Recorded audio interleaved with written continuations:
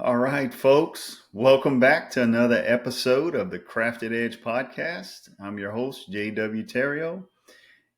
Along here with my friends, Mr. Don Watson of Don Watson Knives and Hello. Mr. Jason Tippy of Tippy Customs. What's going on, guys? What's up, fellas? Good morning. Good afternoon. Hey, How how y'all, y'all doing? How y'all doing today? Doing good. This is my happy face. All Ah. right. Well, Oh, yeah. If you're in Florida, you know it's been hot, man. It was 96 oh, degrees at the house today. It was 96 degrees, Man. man. Yeah, no kidding. Here in sunny I Florida. think we got up to 98 last week. We set a record here in Bro Bridge last week that was set in 1900. Memorial Day weekend. It was, I think we topped out at 98 degrees. It was stupid. Yeah, in hot, May. man. It's not okay, guys. It's not okay. Check on your fat friends. We're not all right. I mean, out Yeah. there in the grinding shed, man, it don't take long for your shirt to get It's so rough. wet I bet. over Man. here in Southwest Yeah. Louisiana. Mm-hmm. But no, tonight we got a kind of a special episode. Talk about a few different things. Tonight we're going to talk about it's kind of a beginner's guide to knife making of some sorts, kind of. But we would talk. We're going to talk about going back into our former selves when we first got into knife making, and knowing what we know now. Will we do anything different? Meaning, would we buy some different equipment? Will we change our technique and style of knife making? What is it that we would, knowing what we know now, that we would do different? Would we get into And maybe- gunsmithing instead of knife making? Yeah, I don't think nobody gets into knife making and become rich. Oh, no, But I'm not there. no. But knowing what we know now, might maybe something we might say, maybe something we might suggest as far as equipment. Yep. Maybe Yeah. it might help a new knife maker that's wanting Yep. someone that's wanting to get into the craft, but doesn't know a whole lot, or they're on the verge of debating on what grinder they should get, or if they should get an oven, or so that's kind of tonight's show. And so Well, hopefully it helps. It helps some folks. That's Yep. the goal, right? that's the goal. That's That's the whole purpose of the podcast is to help people. So Yep. Absolutely. So with that said, Don, Yes, sir. you're my first victim. Oh, my So, goodness. it's not me this time. Good job. What would Mr. Don Watson of Don Watson Knives and out there in Dade City, Florida? Yes, sir. What I do? Yeah. What if you could go back? So how long you been making knives now, Don? Well, middle of June this month will be my third year. Okay, 3 years into the craft. Yeah, 3 years, yes, sir. 3 years into the craft, and the wealth of knowledge in those 3 years that you've acquired. Yep. Knowing what you know now, I'm sure there's probably a few things you would do different. I'm assuming, and maybe some stuff you would or would not have done, or maybe some other equipment, or maybe the order of your equipment that you, the way you may have gotten it. But what's a couple of things you think you might have changed in that process? Well, number one, in 1987, I watched a man take stock removal and build a knife. And in 1987, I was at a point in my life with young kids and stuff. I couldn't do anything like that. I'd have to give up, a lot of stuff, boats and pickups and, to be able to do something like that. But in fact, I was a young age then. I probably wouldn't have maybe not followed through with that. So, and then equipment back then was very expensive. In 1987, a Bader grinder at the time was it was creeping to $1,000 in 1987. So, and then fast forward to October 2020, when I first seen on YouTube, a guy make a knife. $1,000 for a grinder. Man. Yeah, in it was around 900 to 1,000. I wish those prices were still here. Yeah, no doubt. And Bader back then was Bader grinder was that and a Birkin, but I knew about Bader. It was the top of the line. It was top of the line. Absolutely. But I mean, when I searched out grinders and stuff like that, I just wished I would have jumped quicker. Because things you buy today is cheaper today than it will be 2 years from now, a year from now, whatever. I went with Mare Braid. I mean, there's a lot of good grinders out there. I mean, there's a bunch of good people out there and good grinders out there. I went with Mare Braid because certain things. Customer service, I like what their stand they make it on. I like that. The thing I would change is, number one, I would have bought it sooner and saved myself $150. $150. The time I looked, was going to pull the trigger until I didn't. When I called him back, they had went up $300, and I told Eric, I said, "Dude, are you serious?" He goes, "Yeah." He said, "I'll tell you what, Mr. Watson." He goes, "Since you called, I will take $150 off." And I think I paid with the master package back then was around $2,900, something like that, $2,850 or free shipping. Wow. And I would have bought because I had the money, guys. I mean, I was 58, 59 years old, and I'm far along in my life that, I'm coming towards, looking towards retirement. And I had the money, so I'm thinking, why didn't you go ahead and buy their surface grinder? Right off the bat? Right off the bat, just go ahead and buy it. And here's the next thing I should have bought. Was it out then? Was there surface grinder? I think it was, yes. I think it was. Yep. I may, but I would have definitely got it. But the number one thing I would have bought as soon as I pulled the trigger on the grinder is a heat treating oven. Yeah. I can't agree with you more. Heat treating oven, man. I did have a 2-burner forge, and I did that, and I used Pop's 8670. The guys there at Pops, they helped me along. Heat treating, yep. And I started out using peanut oil because, go ahead. Not to say that there's something wrong with using a forge starting off. No, there's nothing wrong with that at all. There's nothing wrong with it. I would just tend to stick with the more simplistic and more forgiving steels when it comes to heat treat. Yep, 8670. 8670, 1084. Yep. Stick with those steels if you're just starting off. Yeah. If you have a forge. But as you were saying, Don, about the I had the money. I had the money to do that. But a lot of times when you go into something, a lot of times you tend to hang back because you're thinking, man, am I willing to count the cost? What does a king go into battle and not count the cost? Right. Who's going to build a tower and figure out you're not going to have the money to finish it out? Because you will be mocked. Yeah.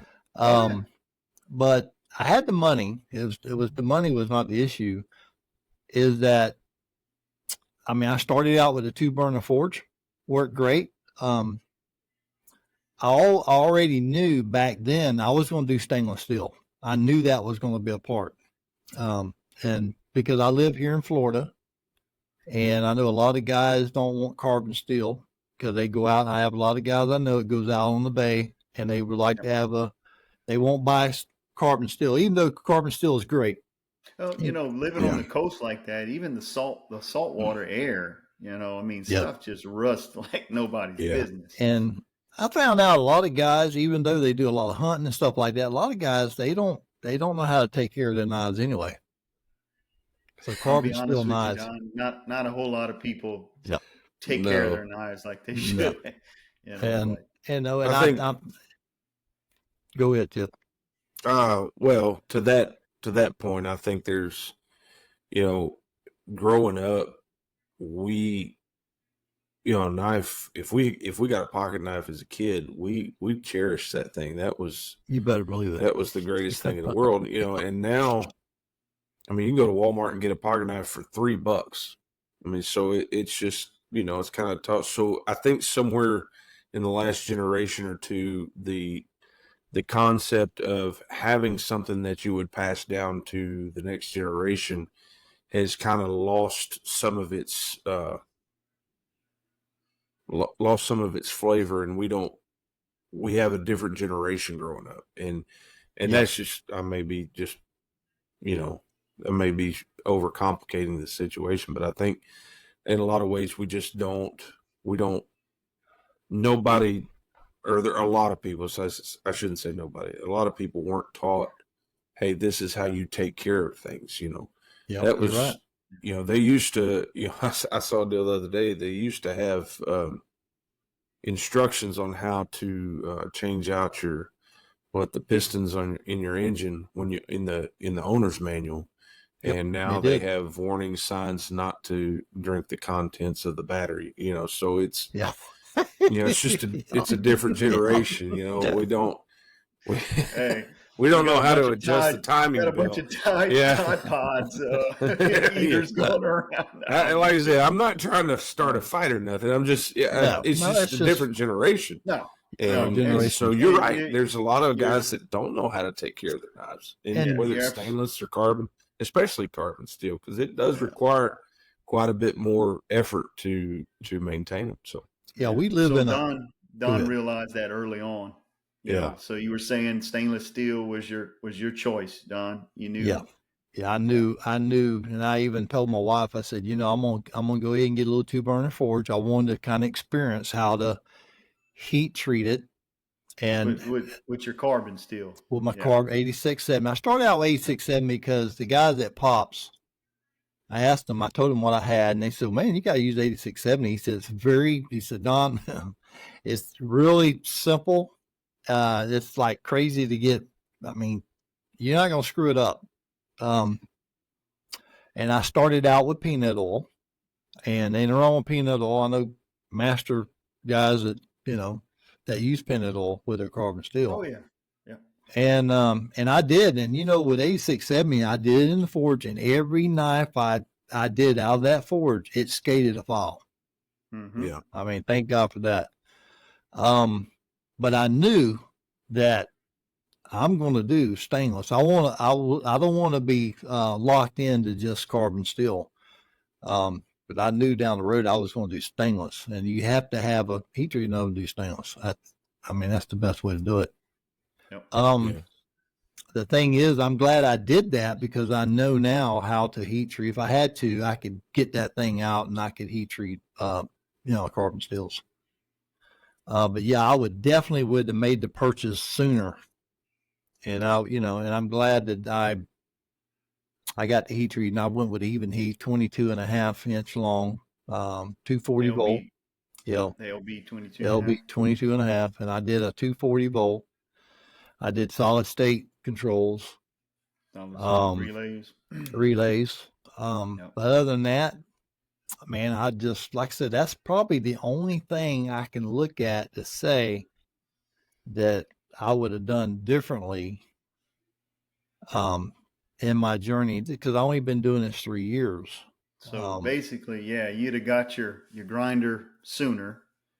Yep. So a couple months sooner. You'd have saved a couple of bucks there. Yep. Yes, a couple bucks on that. Yep. And you would have gotten your oven right away.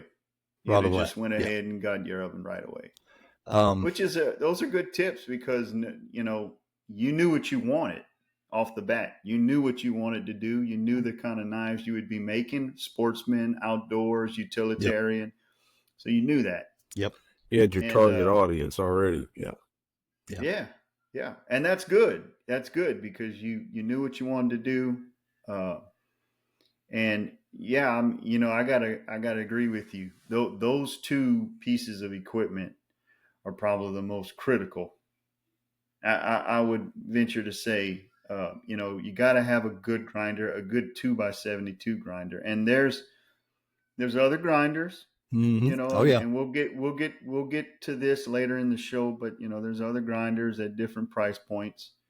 And so we're gonna, later on the show, we're gonna throw some scenarios out there, and just kind of give the listeners our take and thoughts, on these scenarios. So, but with that, Jason, you're my next victim.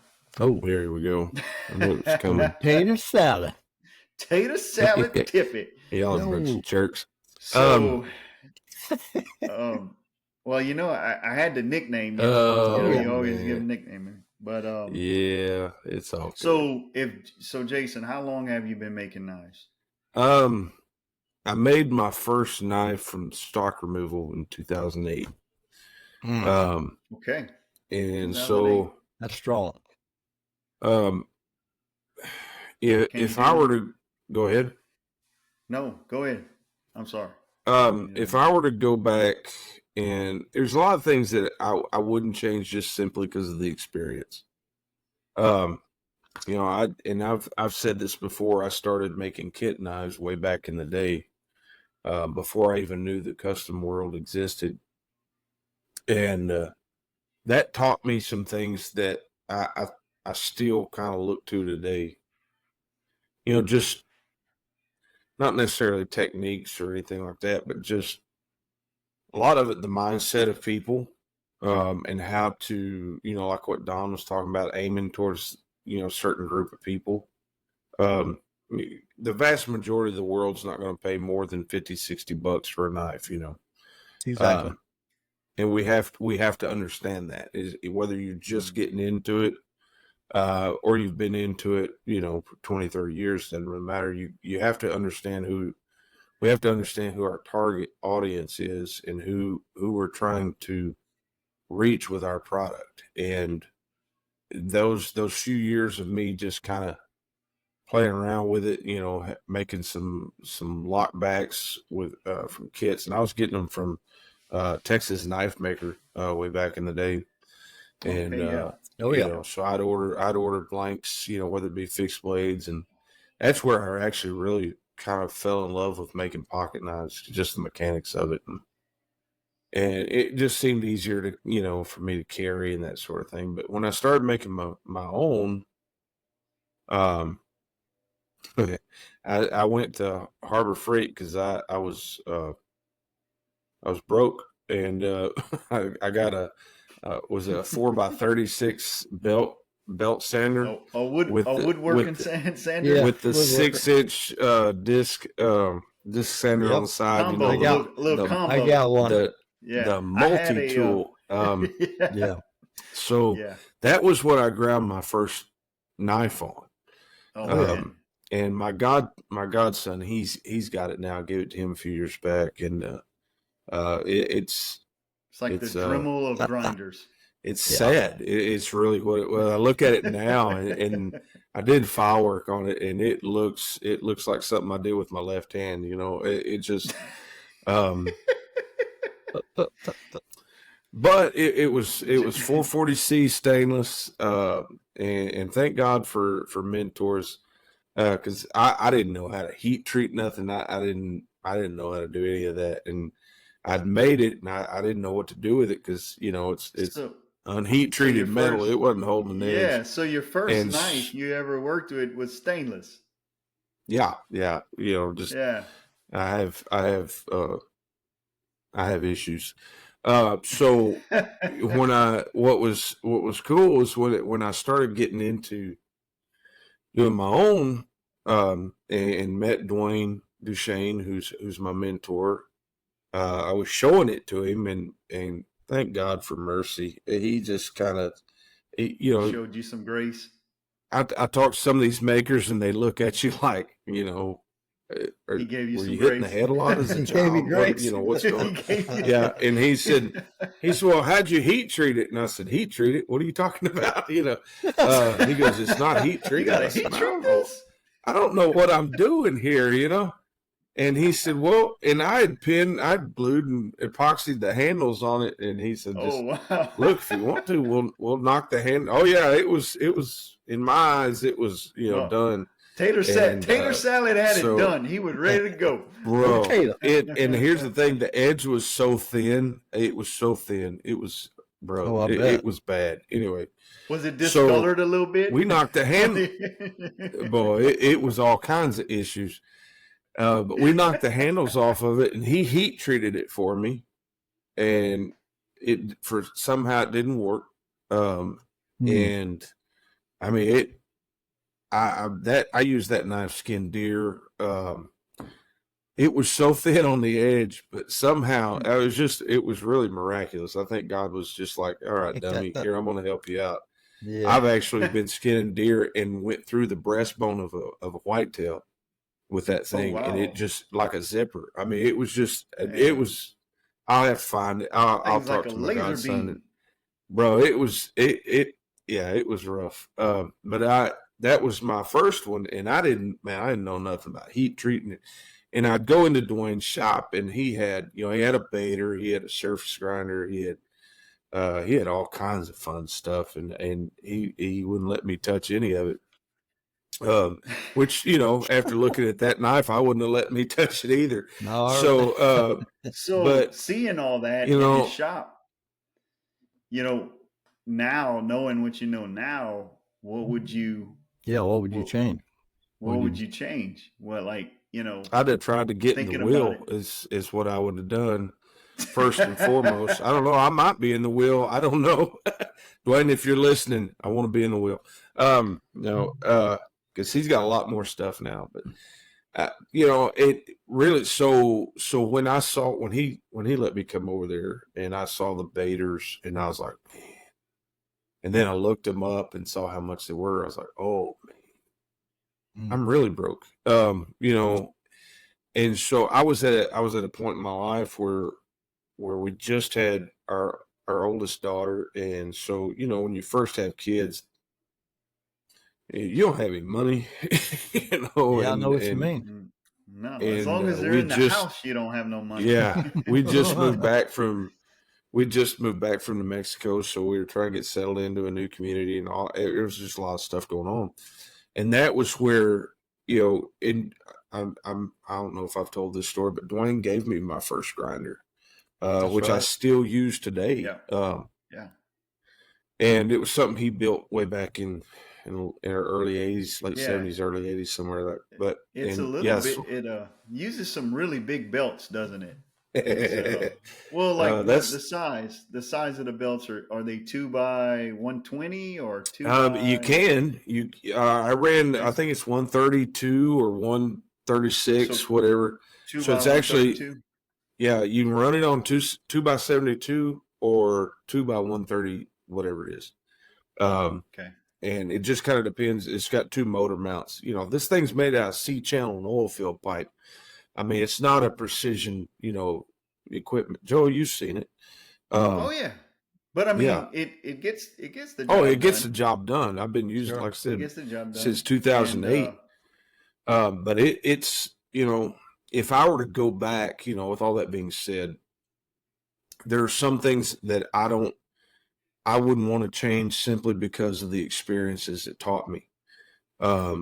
Because now I have the ability, with a lot of that happening, to think a little bit outside of the box, and I can use tools in ways, because I'll be talking to people like, how are you doing this? And I said, this, and this, and they're like, and they stare at me like I've got two heads, and they're like, how in the world, it's just because the way I had to do it. I had to improvise my methodology in order to create something that I was aiming for. My aim for years was to make high-end folders. And that's still is one of my aims. I love doing that kind of work. And so with that, the precision and everything that you have to have in that to do it right, there's a lot of work, and certain machines make a world of difference. However, there's a lot of it I've learned how to do it without all that. Now it takes a lot of extra time, and I don't think I'll ever be able to charge people what I need to recoup my time. But it's those little things now that I've got some more equipment.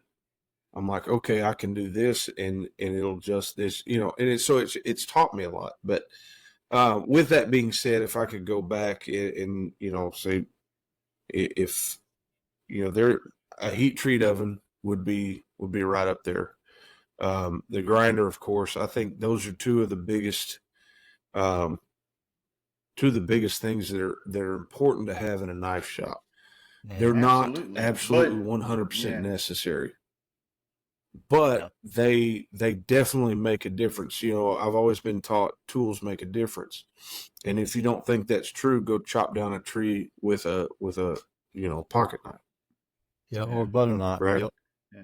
Well, Yeah. just starting off You know, though, if- Dwayne giving you the grinder, that was a big help. Yeah, big time.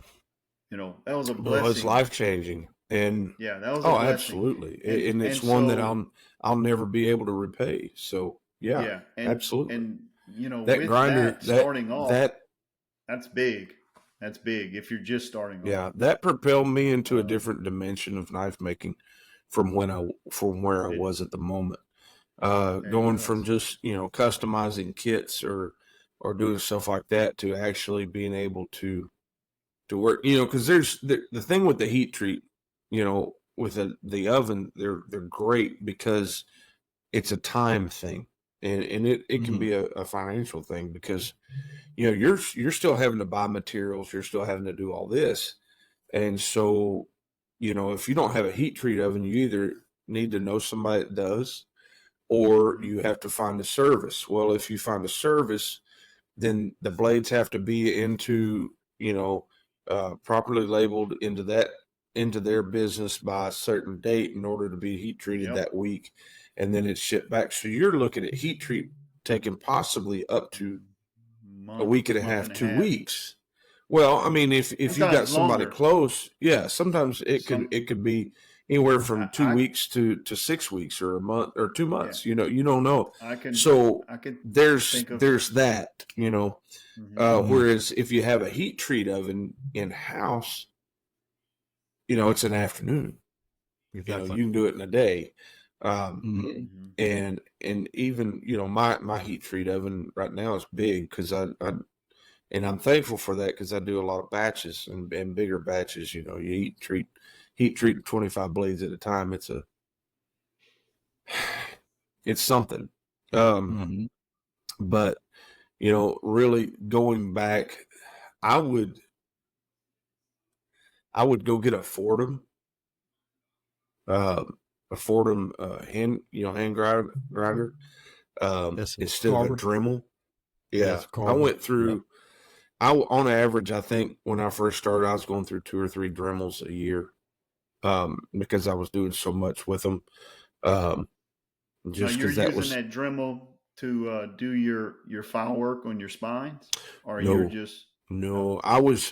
I was using it to refine a lot of the finger grooves and the The Finger choils, choils. stuff like that. choils Yeah. and just doing Mhm. Yeah, cleanup because I know. I did. Yeah, Yeah. I know a few So makers that I do that. was using them. I was using them for handles and I Yeah. I wore them things out. Literally they would fall Mhm. apart. And so the fact that the one I've got right now has lasted me 2 years is actually a miracle. But it's like I said, those tools make such a big difference Mhm. in the time that it takes to produce something. And we are creatures of that require to some degree uh, ease of accomplishment. I don't know if that's the right way to say it, but we don't want to think, and we want a challenge. I think a lot of people want a challenge, but we don't want it to be so challenging that it defeats us. Yep. And I think there's Yeah. a balance between finding that challenge and being challenged by something, and being just overwhelmed and defeated by it. And I think those tools can shift that balance in our favor to where we'll complete a more challenging project as we go along, as we grow in Yeah. our craft. And Yeah. that's a good point you bring up, Tip, because in knife making, man, I could think of a few moments through my time doing it where I felt defeated. Yeah. Yesterday, it And was the last time I and felt that way. Yesterday. and it's frustrating, man, when you keep trying to get Yeah. something and you're trying to learn and it's not doing what you want it to do, but um Well, that's and when you if you don't know, I tried to, like, for example, I tried to learn how to forge in 2019. It was when I built my forge, and I realized real quick that I, I I don't really enjoy that as much as I thought I would, and yeah. And that's the it other might thing, be simply because I'm that out of shape, you know. yeah. But there's certain aspects of it that I'm old enough That's to admit it's like, that's just not as fun as I wanted it to be, and it's a that's challenge. But I didn't know that if you hit a piece of metal on this side, it's going to move this over here, and it's such a learning curve hmm that, like I said, you get frustrated and you're like, man, what am I yeah. doing wrong? Well, And those again, tools really open up the window for it. Yeah. that's another good point you raise, because as a beginner or someone wanting to get into the craft, you got to ask yourself, because there's different methods to make a knife, Yep. you know. Oh Oh, yeah. absolutely. So you got to ask yourself, do I want to do just stock removal? Do I only want to do forging? You know, because those two paths can take you somewhere totally different. Yep. And it Yeah. also brings a whole new line of tools that you might need to do those Yeah. things. Yeah, And so, absolutely. Absolutely. whereas, we're talking, of course, I would say you need a grinder. You have to have a grinder, a good 2x72 grinder. Yeah. So, And, but if you're just doing stock removal, you don't mhm. need the anvils and the hammers and, Right. those, Yeah. those things you really don't need. And they're not cheap. And no, they're not. I have three amples, and no, they're not cheap at all. I've seen them. Yeah, they're not cheap, and all the tongs and the hammers and Yeah. all that Yeah. stuff. And no, none of that's cheap. But I guess with tonight's show, what we want to try to do is kind of bring out, knowing what we know now. If we could help somebody make a decision on the path that they're going to take, especially if Yeah. they're a really new maker. Mm-hmm. Yeah. Um, You know, maybe something they'll hear might change the way they yeah. think about it in their decision. Yeah. Well, Joey, what would you If do, man? and yeah, Well, that was go my ahead, next Tip. Go question. ahead. You want to go? No, that was my next question was Okay. what would you, if you Well, had that opportunity, what would you do? if I had to go back to my former self, um, I have a few pieces of equipment. I think I'd probably change the order in which I bought that equipment. Okay. Yeah. That's good. And I think the first, when I first started, I only had a 2x42 grinder, little oh The man, a Kalamazoo Dayton, or a Dayton. That's right. Dayton, Dayton? Dayton. Dayton. It was a little combo grinder. Had the little 6-inch disc on the side with the Yeah. 2x42. One of the first companies I purchased belts from was a company out of California. Y'all probably all know who it is. I'm not going to mention it, but and I got to grinding with that thing, and I learned real quick you needed a glass platen, because the platen that came with that grinder just Don't last. nah, Yeah. and it was horrible. It was rounded Yeah. on the sides, and there was no sharp edges. But um, shortly after that, I knew early on, I was like, if I'm really going to be serious about this, I need a 2x72 grinder. Yeah. And at the time I got my grinder, I think Broadbeck was just starting to make grinders, or they were a fairly fresh company. They might have had one grinder out, maybe one of their kit packages. There was some other companies that were there, but kind of like you, Don, what really got my attention, I came across Marabraid, and I really liked what I saw. And at the time, Marabraid was growing as a company. I mean, Okay. those guys were innovating all kind of new stuff.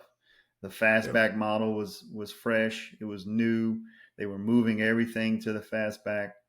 But it didn't take me long to realize. I said, you know what? I really like this grinder. And what drew me to them the most, and I'm like that with anything. If I have a question about something and I call the company, and the owner, the person who owns the company or owns and operates it, answers the phone, Yeah. for some reason, I like that. I'm talking to the guy that designed the grinder, or I'm talking to the guy, his coworker, his partner, That who makes it. machines the parts to make this grinder. So that was a big plus for me. And I think customer support in anything is critical. Yep, it is. Yeah. Oh, absolutely. Absolutely. And so, it didn't take me long to learn. I needed that 2x72, and I ended up going with an Ameribraid. Yeah. And I'm very grateful that I was, had the opportunity to buy that. If my next thing I would have changed is my very next purchase would have been a heat treat oven. Yeah. Yeah. I would have bought a heat treat oven. Is that still your next purchase, Joe? Oh, that is definitely my next purchase. That is definitely my next purchase. Yes, sir. Yeah. That's gonna happen. And I knew it was coming soon. We're just going to throw it out there. Yeah, that's gonna happen. But with that being said, like Don was saying earlier, it's starting off. There's nothing wrong with heat treating in a forge. Nope, there's nothing wrong at all about it. No, no, no, problem, absolutely not. And it's not really a problem. I'm gonna say, if you do start off with a forge, is get you a pyrometer, just so you can get an idea of what's going on in the forge, or either that or a radar gun. I got a pretty nice pyrometer. It was pretty pricey, but it's pretty accurate. A radar gun? Yep. You're talking about a radar gun. Yeah, Timp Timp gun. gun. Yeah. Timp I was gun. like, there ain't nobody moving that fast in the forge. So No. I didn't know where we were going with this. So, no, a Timp gun. I'm sorry. A Timp gun. Yeah. Yeah, you got it. I've been awake a long time, so and I've only got one cup of coffee. You can use a Timp gun, and yeah. If you're just starting off and that's all you can afford. Yep. Yeah. Those things. Well, and go ahead, Joe. Sorry. Like I said, my next purchase would have been the heat treat oven. I have some other equipment that I've bought before that, like a press and a sewing machine, and which I do a lot of leather. And so that's that Cobra Class 3 is nice, next to none. Yeah, I'm very appreciative of it. If in case you're wondering, I'm thankful that you have that machine. Oh yeah, it's hand sewing versus when he don't let me use it, but like I can't. He don't let me touch it, but I can bring stuff over to him and he sews it together for him. with me. I mean, you can You're have not. at it. I mean, I'm not upset with you. I'm so scared, No, man. no, That I know needle, better than that. because I've caught my finger under that Oh, presser foot a couple of mm-mm. times and had a cut. I Nope. was like, oh, that was close. That was Yeah. close. Yeah. No, But I'm not saying that because I want to use it. I don't want to sew anything. I'm just saying I'm thankful that you have it so you can sew stuff for me. I mean, there it is. I knew it was coming. There you go.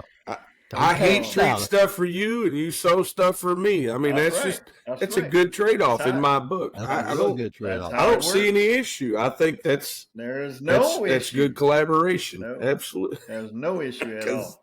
I don't want to look. There's a lot of things that I'm not allowed to use in a lot of different shops around the world, and I'm okay with that. Yeah. So but yeah. So I got my grinder right off the back. It didn't take me long. Definitely would have made the purchase. If you have the money, I would say purchase the heat treat of it, because you take out a lot of unknowns. You have an exact temp for an exact hold time, and You got consistency, and you have consistency. and really, I think in our industry, consistency has got to be one of the main things. Yeah. Because if you make 10 knives and 5 of them got a good heat treat and 5 of them don't. Yeah. I mean, to me, that's those 5 are they're nothing. They're trash. Mm-hmm. And so you're batting. It's just not good. And I think what we've got to get to in the industry, and I think for the most part we're there. I think we need to understand, and for you guys that are listening, that are coming up, that's one of the things you've got to be able to focus on is consistency, and getting the tools that can keep you consistent. Yep. And creating a good product. That's going to be, I think, in a lot of ways, that's where we need to aim. Heat treat oven is absolutely a great tool to have. The other side of that, and Joey mentioned it just a minute ago, is the price. What if you only got $200 to start out with? Well, a stick of 1095 or 8670. How much is that for a 3-foot piece of 8670? What? 26 bucks. 4-foot stick. 20. Yeah. So you look at with shipping and everything, you're looking about $40, $50 maybe, depending on where you're at. Yeah. Yeah. You're looking probably $10, so maybe $35-$40 for the material. Well, you got $150 left, and you got to buy handle material and bolts and all that stuff. Well, how are you gonna shape? How are you gonna heat treat if you don't have the tools? Yeah. I mean, so grind it.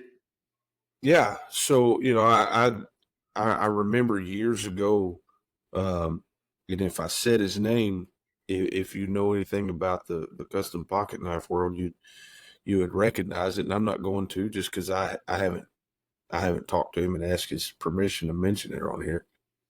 But one of the premier pocket knife makers in the tactical world, one of his first knives, I remember him telling the story. He ground the blade out with a one of those air grinders with a 90-degree angle with the little 2-inch pads, those roll-lock pads where you screw them on. That's what he ground his first knife on with. So whether it's a 4x36 from Harbor Freight, it's an air-driven grinder, or it's a Bader or an Ameriblade. There's a way to or a file. There's a way to produce something that's worth producing. And so I think we need to allow ourselves the ability to do the best we can with what we've got. Well, and with that honestly, being said, my first, go ahead. Yeah, go ahead. I was gonna say, with that being said, let's That's what I look like without a let's kind hat, of folks. I'm bald. play. Whoa, watch out. So what My what ADD what you kicked in just there for a second. Sorry about that. what you said right there, Tip. We so what if I'll give a scenario.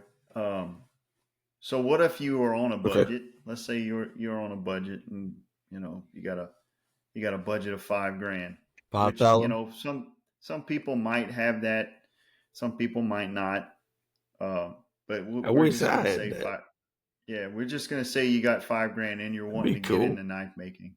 You're wanting to get into knife making. Don and Jason, Man. what would you purchase with that? And I'll give it to Don. Don, what are you thinking Yeah, you because would I'm going to have to do purchase? some math. Um, And I'm I not mean, good at math. You know, there's a bunch of different grinders on the yep, market. there is. You know, Golly. there's a bunch of Okay. DIY kits from Yep, Broadbeck, um, house Mitchell, made. House Made, Brian Yeah, House. house made. Um, Dude.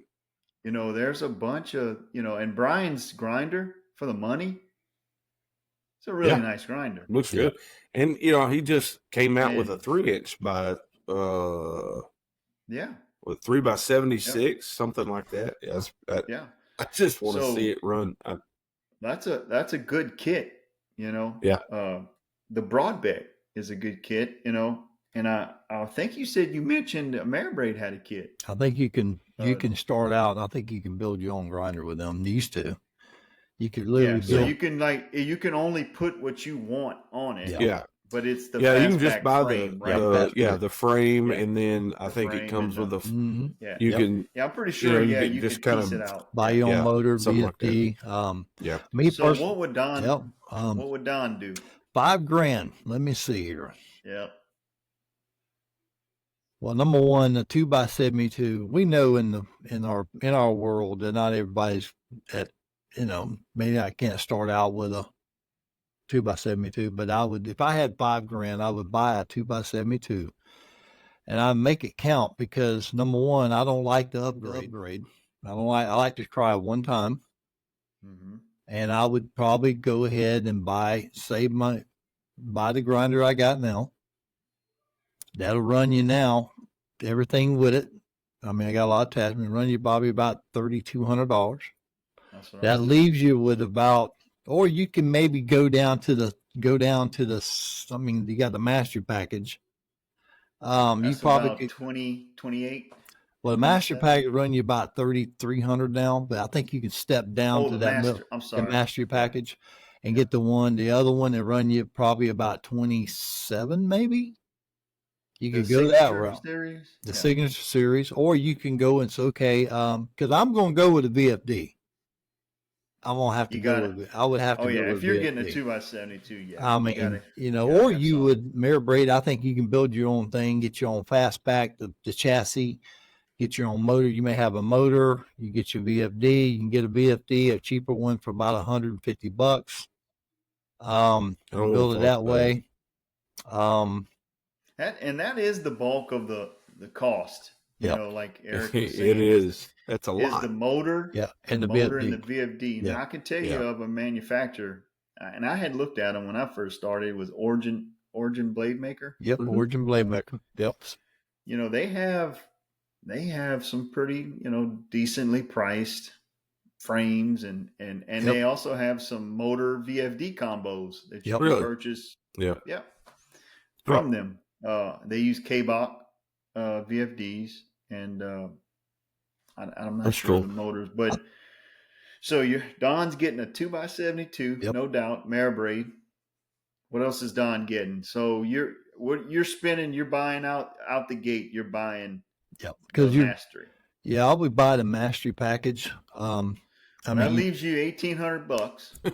Then I would go and I would sell That's something it.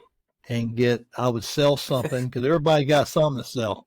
I would Oh sell yeah, something. you either got some golf Now that's clubs. cheating. Now wait a dadgum minute. That's You cheating. got some golf You clubs, some said a guns. budget of $5,000, and now Okay. you're having to sell stuff in order Okay, I would. to meet. Okay, I would Well, I tell probably. you what, you would be opted to go secondhand market, Yep. and you probably find you a good oven for 1,800. Yeah. Probably But could. Or less, but to be honest with you. yeah, if not, you'd have to get a 110 model down. I'm sorry, buddy. Yeah. Well. Yeah. Well. Sorry, I buddy. mean, I know that. I know the. I know there's a lot of good grinders out there, and but the thing is, your workhorse is going to be your grinder. Oh yeah, Yeah. That no would doubt. be the number Oh, one thing. I absolutely. know No that. I mean, I put the mirror braid to the test, Oh, yeah. and the next, if and I would be pushing towards that oven. So I mean, those are two big purchases. You're still sticking to the I think I would. Because Yeah, that way, when grind you have an ovens. oven, there's nothing wrong with a forge and stuff like that, doing stuff like that. I mean, because I'm stock removal. I'm not going to beat Yeah. on a hammer. I'm not going to take a hammer and beat steel. Yeah. I'm not going to do that. I mean, I never even, I mean, I love the guys that do. I like watching like Eric Rivers. I like watching his channel, Forge and Fire. I love that show. I enjoy seeing what them guys can do with that steel. I mean, just like Joey and moving the steel, doing the Damascus, stuff like that. But for me, I just never, I mean, it was never my thing. So, I would always definitely lean towards stock removal. So I would believe in, Well, that's your two major items right there, and then grinder yep, and that oven. yep. That's Once your you got them two $5,000 things, budget. yeah. I mean, Yeah. once you do that, then you're pretty much set. All you got to do now is buy your belts. If you're just doing stock removal, You're set up, I think. But well, so you talked about the mirror braid, and that left you with about 1,800. But I mean, you don't have to get that. You could step down in the mirror braid package and then give you enough to get a good maybe a LB 18. Yep, you could do that. Especially if you're not making really large knives and you're making mostly EDC and utilitarian hunting knives. Yeah, 18 like would be plenty. That 18 is plenty. Oh, absolutely. Yeah, absolutely. But so Jason, what about you, Joe? Oh me? no, I'm throwing you under the bus this time. Yeah, what would you do? So if I had $5,000 and I was just starting, I'm a newbie. I'm a noob. Old roll bone. Man, knowing what I know now, I would probably, I'd probably, not to say that I do not love my mirror braid grinder, but and nowadays, like I said, there's so many new guys coming out with all these grinders now. Some nice ones. Broadback has a DIY kit for $1,600. Oh, okay. Brian House has a DIY kit for like $700, $800.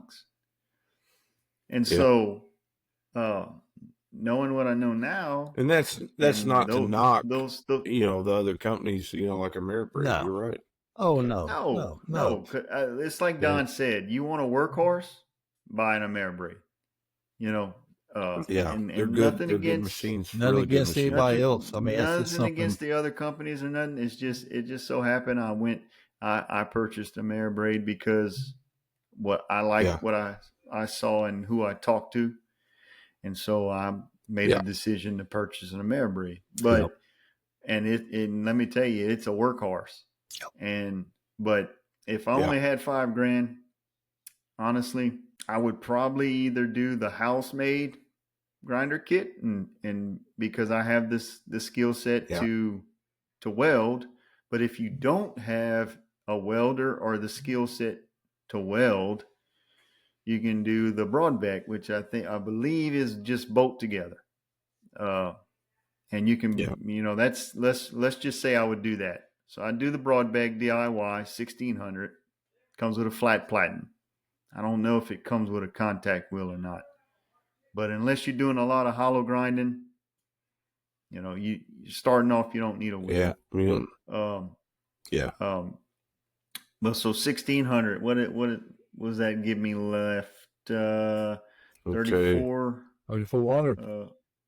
Yeah, you're at 3,400. Okay. My next purchase. So you got whatever heat treat oven you want, really. If that's the route you're going. I would probably either do You about to throw a wrench heat. in all of this, ain't you? I would either do an even heat or I'd do a Jinkin because they've always appealed to me. What? The ones where your blades suspend vertically. Yeah. In the kiln. Like a pottery kiln. Yeah, but it's a knife kiln. Mm-hmm. And they're a little bit cheaper than the even heats. And you can get a 30-inch, or I think they did away with the 21-inch. They have a 16-inch and a 30-inch. And I want to say the 30-inch with a tap controller is about $2,800. Do it. Go for it. So that would probably be my next purchase. So where are we at? 2,800, 1,600. You're about 1,200 left. 1,200. Get you some belts, some steel. Yep. I'd go ahead. Yeah, because Don's got nice machines, but nothing to work on. Yeah. I can just go out there. It looks pretty. Ain't got no metal. Ain't got no wood. Nothing. It's just his grinder's just clean in the corner of the shop. That's right, baby. Yeah, it's just it's a pretty grinder. So just starting off, I'd get those items, and I would get some. Now that I have a heat treat oven, I'm going to get some cut. So. Whoa! Some of that Gucci steel. Some of that Gucci. Got me all choked up. Gucci. I'm gonna get some of that Gucci steel. Oh man, here we go. And I'm gonna get me some of those VSM belts, and I'm gonna get to making knives. And I'm gonna buy a little henna material. Probably get some vintage micarta because it finishes better. Definitely getting some wood handles.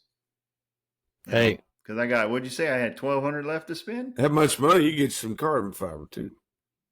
Oh man, I'm buying all. Look, I'm a knife. I'm a knife handle freakazoid, man. I love knife handle material. Oh, but man. That's probably the way I would play that. How about you, Jason? What do you do, buddy? Yeah. What would you do with fire? Just start. I would. VFD. Yeah. No kidding. I mean, you could take the footprint of what I just did. Yep. Because that'll set you up. I would if I could go back and I had $5,000. One of the first things I would buy is a good grinder. Yeah. Because there's a lot of bells and whistles, that you could add to it, but just having a good solid grinder with a VFD. Yep. I think that we mentioned Origin and Broadbeck. Spending $1,600 on a good solid platform that I could always add to. I think what's the base model on Ameribraid's? What, 1,600, 1,700, 18 maybe. So let's say 2,000 of that goes to a grinder. Depending on what I could get for, I would be willing to spend $2,000 on a grinder, and then I would go with a heat treat oven, but I would probably go with a smaller one because if I'm really just aiming at what I want to do, if I'm aiming at pocket knives, mm-hmm. I would probably go with that. You could go with a 12 or 16. So you get smaller, a smaller oven. 18 LB 18. Yeah, maybe something like that. What do those run? The LB 18 is like 2,100. About 18, about 1,800. Or 1,800. Yeah, 1,800. Oh, that's like with the Ramp Master. Yeah, but you 3. can go. You can find. I found one the other day. I think USA Knife Maker had one. They used to have one that didn't have the digital controls. Oh, Let me I know what you're see. talking about. I've seen that one. Yeah. Yeah, but so hold on.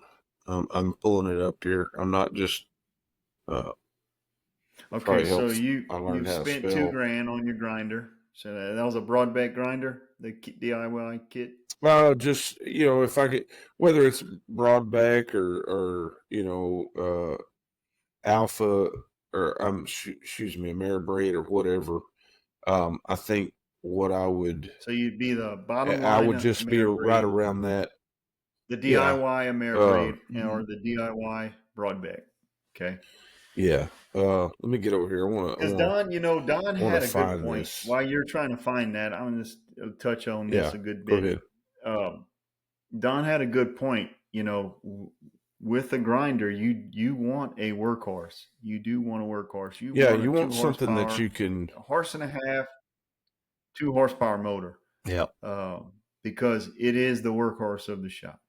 It is doing the Yeah. majority of the work. And it's So just, here. it's irreplaceable I mean, piece of equipment. well, I mean, you can buy on say Braid. I mean, any of them's got them, but you can buy just their foundation package. It's only going to cost you, well, it'll be $23.49, but you got to add a motor. Let's add the motor for it. Let's see what it's going to run. Say one Oh and a man, half horsepower. this has gotten better. $650 So more. It's going to run you $27.29. So you can buy a heat treat oven. It's on USA Knife Makers. Heat treat oven with Sentinel Touch.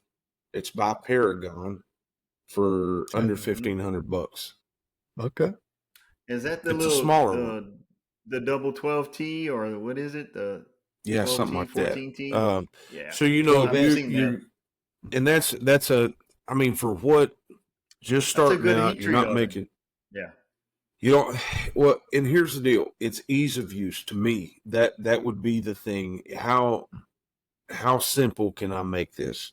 I wholeheartedly believe in the KISS method. Keep it simple, stupid.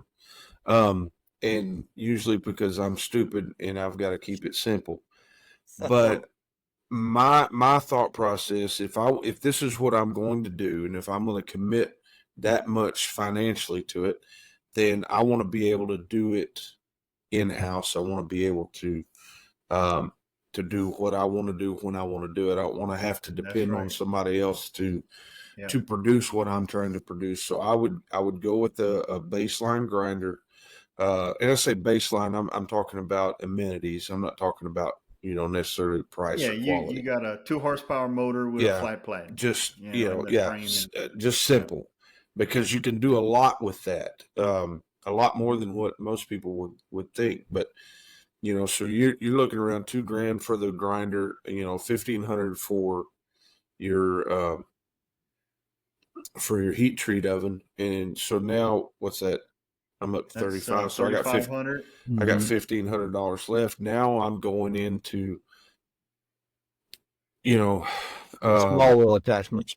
Possibly looking at maybe getting a secondhand surfacing machine, because that's almost it's not imperative, but finding a good surface grinder for pocket knives is game changing. And I'm talking about folding knives.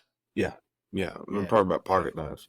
So like the one I've got now, that it's an absolute game changer as far as getting things dialed in, and that was where I always wanted to be, was in that wheelhouse. So that would probably be my next, if that was the.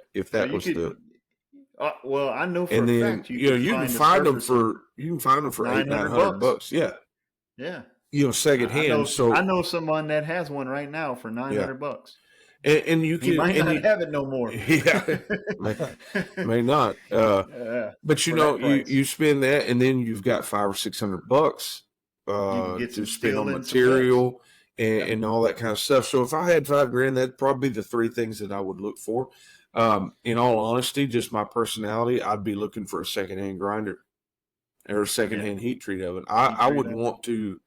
I would want to save, as much. That's just my personality, I hate paying. I hate paying retail for anything, but we're all different. if money wasn't an object, if we want to talk about that, if money I'm fixing to throw a wrench. That was my next question. So if money weren't an object, I would have 2 or 3 TW90s from Wertz Machine.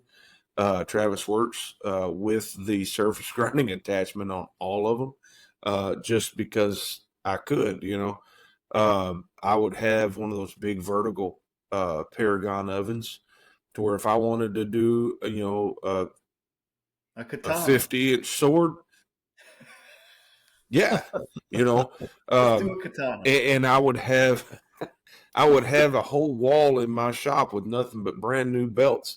Where if I wanted to change belts every time I ground a piece of metal, I'd do it because it's aggravating trying to find a belt that's got enough grit to grind out something that's sitting at a 64 Rockwell. And I would have honestly, if money wasn't an object, I'd have a shop. That would be the first thing I would do is build a nice big shop with air conditioning. Amen.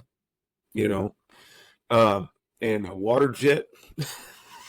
Yep, I'd have my own water jet. Jason's going big, bro. And look, I've got big dreams, so I would have some CNC mills. Absolutely. I'd be turning my own parts. I would have lasers in there, for engraving and all that kind of stuff. Yeah, here's the thing.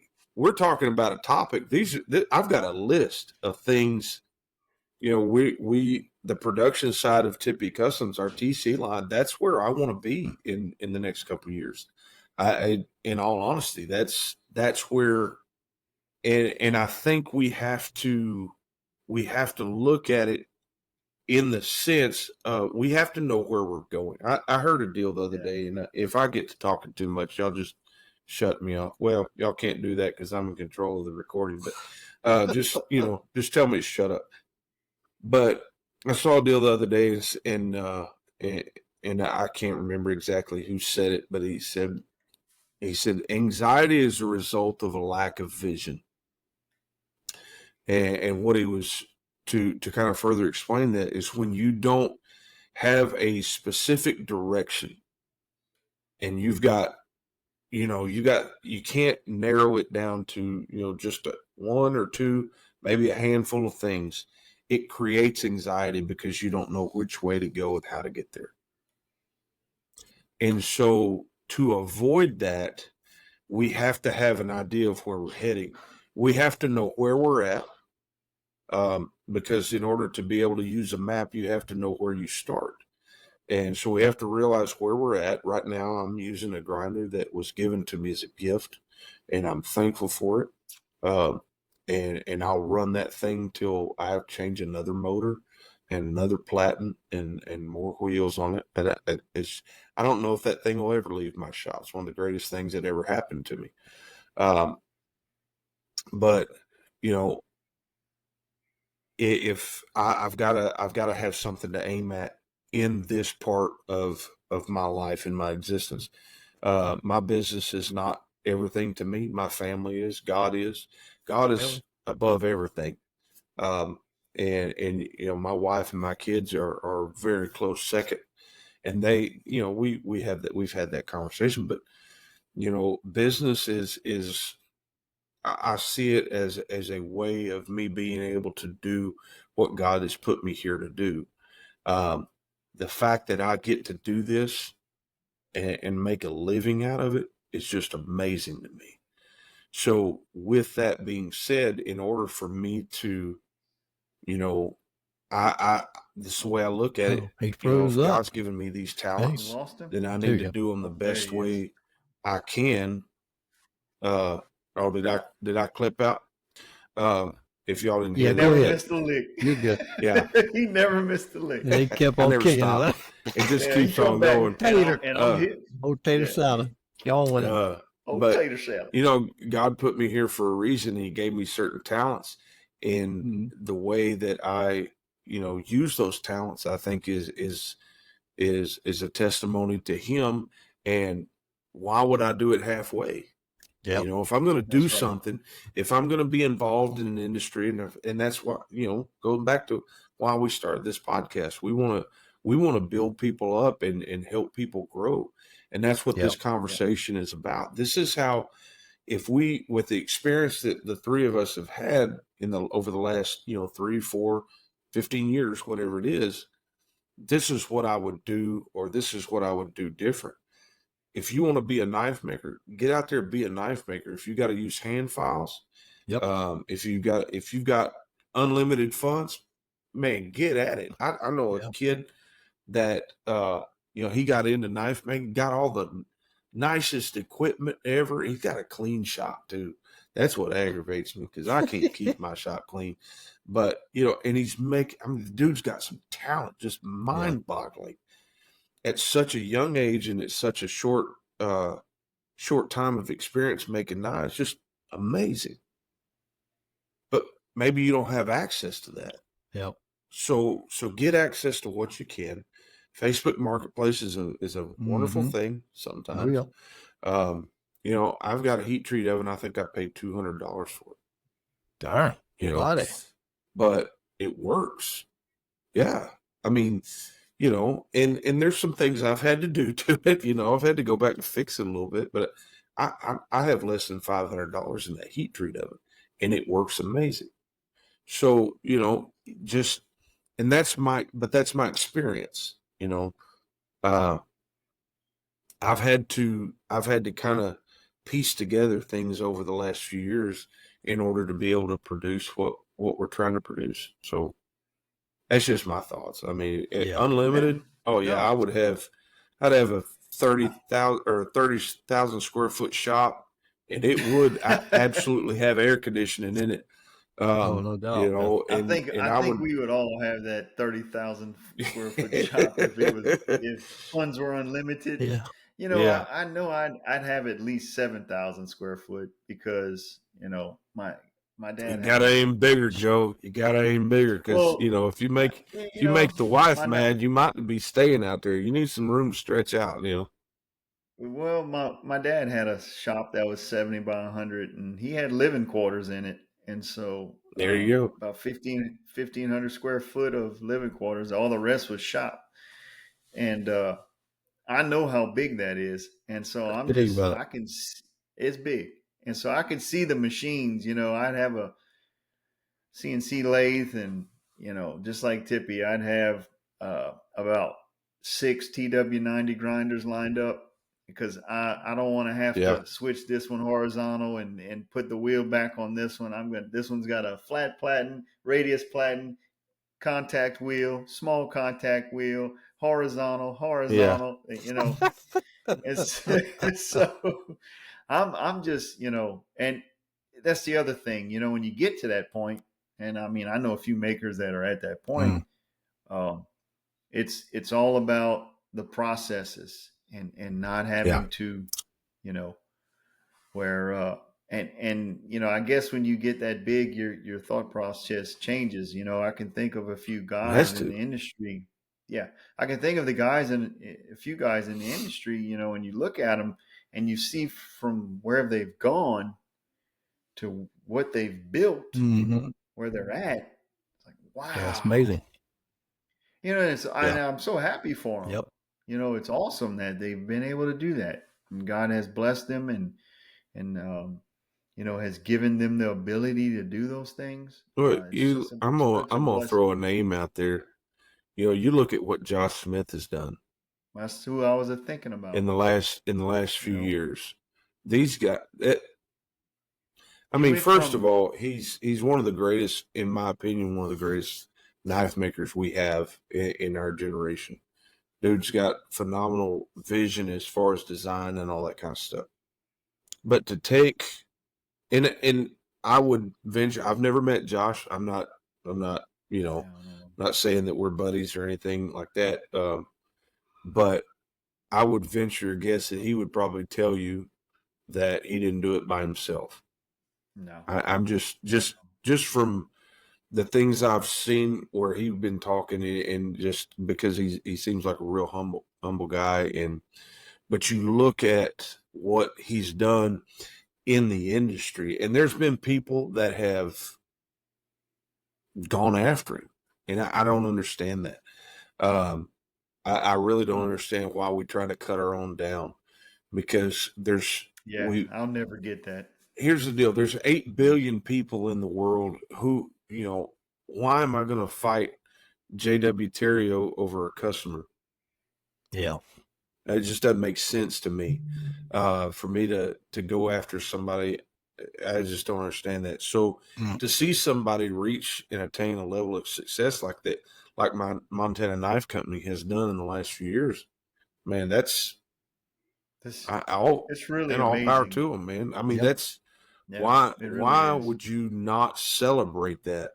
Because all that's doing is bringing, that's just bringing more attention to our industry. Yep. I mean that's just yeah. I don't. I mean, and So that's the man, thing, more power to them. I we need to. hope God blesses them Yeah, even more. me too. Because we need to, you need to be able to lift up your fellow maker. Um, just and that can be a whole nother conversation for another Yeah. time. Just these guys that um, get on social media and tear each other down. I don't understand it. But Yeah. anyway, um, Don, you had something Don, to say? Don, would you have that 30,000 square foot shop, brother? Well, Unlimited. yeah, I want to go back. Mr. Don can buy whatever he wants. I buy whatever I want, baby. I'm surely blessed. I want to go back because I don't want, a guy out there listening that maybe doesn't have the money. Yeah. I mean, you can go to a lot of different YouTube channels, and there's guys out there will show you how to make a knife and do it with a file. I know a man that made knives with a file. Is that golf? Yeah. Golf knives? No, this is a guy I met back in 1987. He was a security guard at a company I was working at, and I never met anybody who made knives. And I had just watched that guy make that knife on TV. It was on the PBS broadcast. And I went over to hook up. I was driving a truck at the time. PBS. PBS, Channel 3. Back in the day. Yeah. Oh, I remember. Some of the younger listeners might not. That's a public broadcasting what's system. that? Yeah, public It's broadcast. back before cable, yo. Big time. But Yeah. anyway, I went over there. I was hooking up, and an old boy named Hornby. I seen him out there. He was taking a file, and he was filing. I said, "Man, what are you doing?" He goes, "Oh, I'm making a knife." I went, "Really?" I said, "Man, I just watched somebody do a knife, man, made a knife." Goes, "Oh, okay." He goes, "I'm building a grinder." He built his own grinder. Yeah. Well, about a month or so later, he brought the knife out that he made, and it was unbelievable, man. It was a very nice. Oh yeah. I mean, beautiful. And he didn't at the time. He didn't have the grinder. He did it with a file and sandpaper. Right. Yeah. So he draw filed it, knife. and he treated it. I guess he had a little forge or whatever, and he did it all. He was one of them guys who could do anything. Look, for the longest time, all I did was edge quench with an oxygen acetylene torch. Yep, you do that. Yep, I did, and so I mean, the the listeners out there, if you really want to make a knife, there's some people out there on YouTube can show you how to make a bevel, a file bevel grinding jig. I have 2 of them. Yep, and I know you probably made them. But if you want it bad enough, you can go after and get it. The reason why I said what I did is I would buy that is because when I was in my 20s, I mean, I had, in 1987, 86, I had my first daughter. And, man, I was not able to go spend $1,000 on a grinder, man. That's just not what would happen, No. Yeah. But later in life, I found that, as I was with one company I drove a truck for 36 years, but I was with one company for 29 years. So that afforded me to have an income later in life to be able to buy what I want within reason. And God bless me for that. Yeah. That's the Lord there. But I understand a lot of guys is not going to be able to go out and buy, the Mare Brake and all that. But they're not going to have that they won't. $5,000 But they budget, can buy you know, something. like They you're talking got. about. I mean, they can get something if they really want to make knives. And start where you're at. Start with the budget you have. Yeah, start where you're at, and I would be, if it were me, I'd be looking at the house-made grinder, Something like to be that. honest Yeah, if with you can you. weld. Yep. And if you have access to a welder, and I mean, there's forges out there that there's forges on Amazon that are not real expensive. I have a Majestic forge, the same forges they use on Forge and Fire, but like you said, build your equipment, build your shop on the money you have, and that's what this episode's about, is just to try to give some insight to what we'd have done different, and kind of some of the stuff we know now, because some of these grinders wasn't out or wasn't made when we bought grinders. So yeah, I mean, there's a lot of, when you ask me the question of what size shop I'd build, yeah.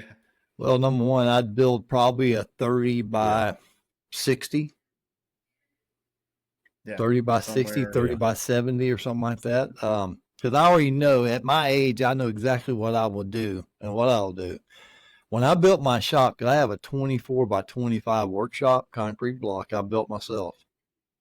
And at the time when I built it, I really didn't know. I didn't know I was going to be a wood turner, a woodworker, knife maker. I built it because I wanted somewhere to work on my 4-wheel drive pickup truck, man, out of the rain, man. You know what I mean? And I never worked I never worked on my pickup truck in my shop. Never did. I never did, man.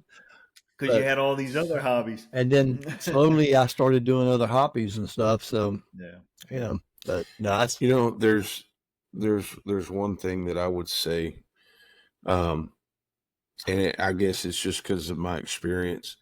If you're just getting into knife making, find a knife maker.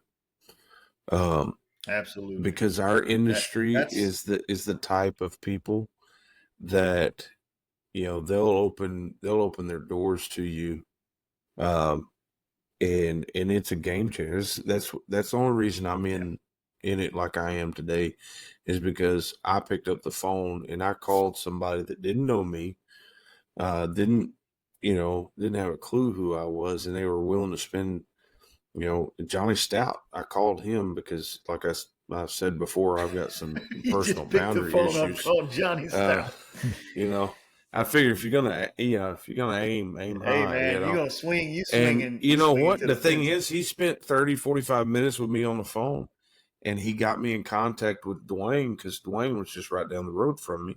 I called Dwayne, and we spent an hour or so on the phone. And then the next week, I was in his shop, and I spent 8 hours. The first time he met me, that's when he gave me that grinder. And I know and Dwayne's a different cat. I mean, he's a unique individual, and I mean that in a very endearing way. He's amazing. He's an amazing man. And so I was extremely blessed. But there's a lot of guys out there and gals. I mean, we can't forget about the ladies in the industry. But amen. There's the people that are in this industry, for the most part. You're always going to find those those people that are those people. But for the most part, this industry will help. I mean, and so if you don't have $50, I tell, because our church has got a lot of young men in it, and they're like, hey, Miss Tippy, what would I have to do to build a grinder? I'm like, or to build a knife? I'm like, come to the shop.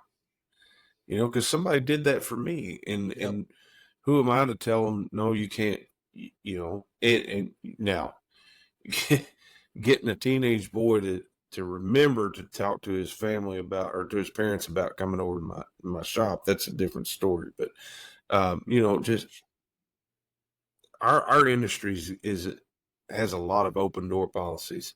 And I think for the most part, if you reach out to somebody that inspires you, there will be a real good chance if at the very least they'll spend time on the phone with you, kind of helping you find your direction.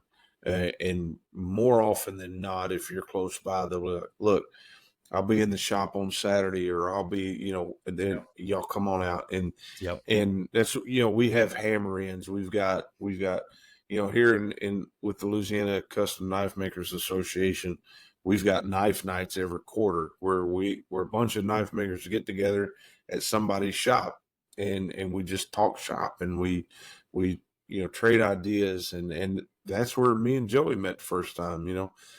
Was at a knife night in Gonzales, Louisiana, and if I'd have known he was driving over there, I'd have ridden with him, because I hate that drive. But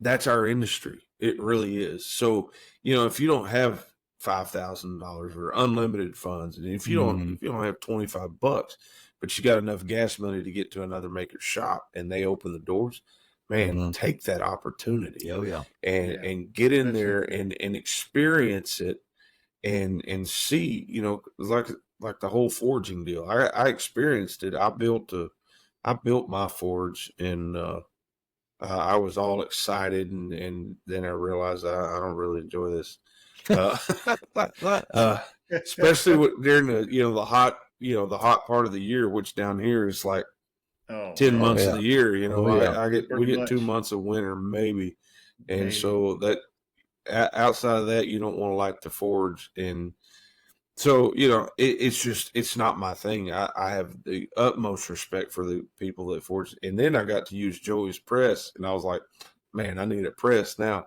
But it's finding those things that you enjoy, and that you can build your talents in, Yeah. and do it. That's what the community's for. Is again, we need to build each other, and we need to grow each other. And if you don't have any experience and you come in the shop, man, we'll do our best, I think, as an industry, to help you grow and help you build in whatever you want to accomplish. Oh yeah. So I agree. I agree with you, Tip. That's a good point you raised. Is if you're wanting to get into knife making, and um, find some of the local makers around you. Yep. You know, there's a lot of associations. They got the Louisiana Custom Knife Maker Association. In Florida, I'm sure there's something. Alabama Makers Guild. Yep. yeah, Do some Texas Knife research. Guild. Texas Knife Makers Guild. Wherever you are, Mm-hmm. I'm sure there is something, some kind of metalsmiths association, or either some kind of knife bladesmith Yep. organization. Start there, go to one of their hammer ins, meet the makers that are from your area. And like Tip said, talk with them, see if they'll, invite you, or you know, let you go over to their shop. If they do, take advantage of that. Yep. That's, especially if, you get an older smith that's been doing it 15, 20, 30 years, Yeah. the knowledge that he has bundled up in his head it's invaluable. Well, I think Absolutely. another thing too, he'll be able to show you what equipment to buy. Well, what to buy, and then he's been through it all. He's got 30, 40 years of Yeah. And what not mistake to do. learning, Yep. of what not to do no Yeah. more. Yep. And Don't set he's yourself on done fire. found methods that have from guarantee he's doing things different than when he first started That's 30 right. years Yeah. in it. Yep. So he's Grind with your found mouth shut. shortcuts. Yeah. All the tips and tricks on grinding and this and handle fitting and doing this and drilling handle material. Like, he's been through it all. Yep. Yeah. So that's critical. I think you brought up a good point, Tip, is in your area, find a local maker, connect with them, network with them. And not only one, there may be multiple makers in your area. Absolutely. Yep. Yeah. And so you can network with all these guys. And because I guarantee you, each one of them, you're going to walk away learning something. You know, I Yeah. know I have from the Yeah. knife nights and the hammer ins and, you know, even the knife shows that we do Yeah. here in, you know, in Louisiana. I walk away with a ton of new friends every year, and I walk away with a wealth of knowledge, Yep. Absolutely. you know, on the craft. Absolutely. And so, yeah, I mean, like Tip said, the majority of the folks that are in this craft, it's an open door policy. Yeah. You know, that's You know, with I'm not, everybody too. That's any craft you yeah, usually go to. I mean, whether it's wood turning, woodworking, fine woodworking, anything like that, they're very, you know, hey man, very helpful and very giving, liberal with their time and their experience and their knowledge. So, yeah, man, Agree. let's just reach out. Agree. yeah. And, you know, we've mentioned a few manufacturers throughout the show, uh, you know, on different price points. You know, I would say always do your research when before you make a purchase. You know, Yeah. make sure that that'll fit your needs and fit your shop. You know, if you're just starting out. Um, but again, you know, such a broad topic. There's so many different avenues Yeah. and ways you could go. Um, Yeah.